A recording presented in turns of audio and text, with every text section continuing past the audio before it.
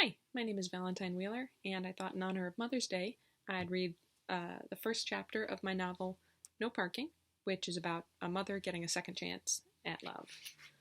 So if you'd like to check the book out, you can find it on my website at valentinewheeler.com.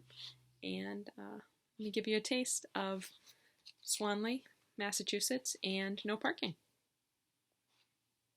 The travel mug banged against the counter. Marianne jumped. Jesus, Kevin, I didn't hear you come in. It's full again. Kevin crossed his arms and glared. The parking lot back there. He made a show of glancing around the nearly empty bakery, eyes pausing on Zeke in the corner, mug in his hands, laptop open as usual, big red headphones covering his ears. He crossed his arms. Why do you pay that kid if all he does is ignore you?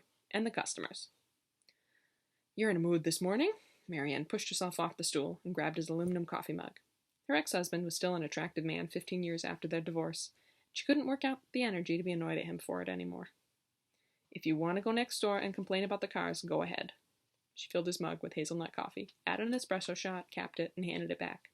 It's not like our customers are beating down the doors for spots right now. I did go next door, Kevin grumbled, taking the cup. It wasn't productive.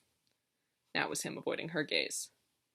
The parking lot issue wasn't a new one. It had been a problem for a few months, and on a busy day, Marianne would be filled with a low-level simmering rage as customer after customer complained about it. Still, she wasn't going to tell Kevin that. Their relationship had improved in the years since their divorce, but not quite that much. Not productive? She pressed. He sipped his coffee to cover the slight flush in his pale cheeks and didn't answer. She threw you out, didn't she? Marianne's estimation of her neighbor and nemesis rose a notch. You tried to yell at her, and she wouldn't take it. Hey, I was very polite. Marianne put her hands on her hips, and considered the man she'd spent nearly 25 years married to.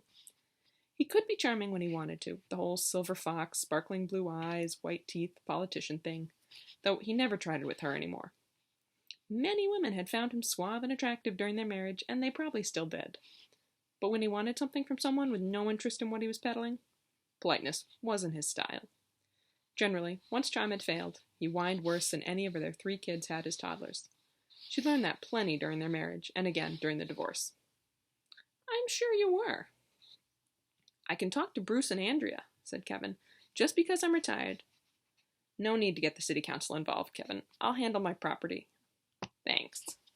She glanced at the clock on the wall, its tarnished brass pendulum swinging beneath the cracked glass. Aren't you going to be late for your train? He was still going to transit meetings in the city every other week since he had been appointed to the regional transit board as community representative, now that he wasn't an elected official anymore. Kevin had a habit of holding on to things too tightly and refusing to let them go. She knew how they felt. Kevin glanced down at his watch and swore. Yeah, shit. He took another long gulp of coffee and leaned over the counter to kiss Marianne's cheek. Thanks. Who knew retirement could be so busy? He turned to hurry out the door and then stopped and glanced back over his shoulder. You'll be good, all right? Don't work too hard. Marianne rolled her eyes and shooed him out with a towel. It wasn't that she didn't notice the number of customer complaints about the parking lot. Every 3rd customer mentioned it, even the ones who took the train in or walked. She supposed in her great-grandfather's day, when the bakery had a dozen employees and filled the entire building, it hadn't been a problem. The old rail for tying horses was still there, deeply worn set of posts by the dumpster. In 1892, no one had complained about the lack of space for cars. They'd been more worried about whose sheep had wandered into whose pasture. Of course, Marianne wouldn't have been running things back then, and even if she had been allowed to work there, she'd probably be in petticoats or some other kind of nonsense. She'd take the complaints in exchange for being able to wear jeans to work and the right to vote. And maybe once the winter snows really showed up, she could convince Ray to do a less than perfect plowing job. That would show that woman next door. See how she liked the constant complaints. Feeling a little better, if a little petty, she pulled a tray of cranberry muffins from the oven, their tops steaming and barely cracked, glistening with sugar crystals, as the bell over the door chimed again. She smiled at the thin black man who shuffled in. Hey there, Joe, she called. 8 o'clock already? Zeke glanced up and pulled his headphones off, shutting his computer. Hey, Grandpa. Ezekiel, Ms. Winmere? He nodded at them each solemnly. Beautiful morning out there, though I hear the sunlight's not going to last. Zeke helped him to a seat, a hand hovering under his elbow. Joe shooed him away, then pulled his rolled newspaper from his back pocket and smoothed it on the table with gnarled hands. Your usual? Asked Marianne. Joe Mitchell was one of many reasons she'd never fire Zeke for taking breaks as long as he wanted a job.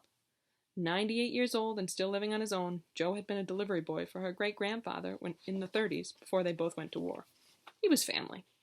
And he remembered Windmere Bakery in its heyday. Most importantly, he walked there, and since the parking lot was around the back, he'd never once asked about it. "I saw Miss Wabi this morning," he said as he accepted a cinnamon scone already toasted and buttered. He breathed in appreciatively, savoring the spiced steam rising from a crisp top. "That's the longest anyone's lasted in this building for years." "It's only been a few months," said Zeke. "There's really been no one who stayed that long? What, is the place haunted or something?" Joe leaned forward, cane tapping on the floor by Zeke's foot. "We don't like to talk about it, Ezekiel, but there was an accident back in 1979. Marianne suppressed a snort of laughter as Zeke leaned forward, eyes wide in his brown face. "An accident?" "It was a paper business back then, with huge cutter machines that sliced the reams to size, and one night, late in September, a young man was working late.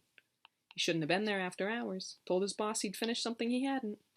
He wasn't paying attention. He was listening to some record instead of watching his fingers. The next morning, they found his arm in a case of paper. Donna Summer was still playing on the record player." His cracked voice lowered and he paused to chew his scone. "Sometimes in the evening, you'll still hear the strains of MacArthur Park playing through the wall." "Really?" Joe whacked Zeke in the knee with his newspaper. "No, boy, don't be a fool. There's no such thing as ghosts." He finished the last bite and winked. Zeke stared at him, betrayed, as Marianne suppressed a snort. Joe grinned at her and pushed himself upright. He tucked his coffee in the cup holder of his walker and pressed bills into Marianne's hand. "You take care of that idiot grandson of mine, Miss Marianne."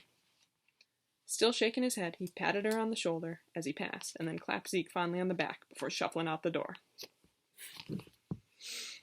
So if you want to hear more, check out No Parking. You can find it on Amazon, on the 9 Star Press website, at Barnes & Noble, and a couple other places on the internet.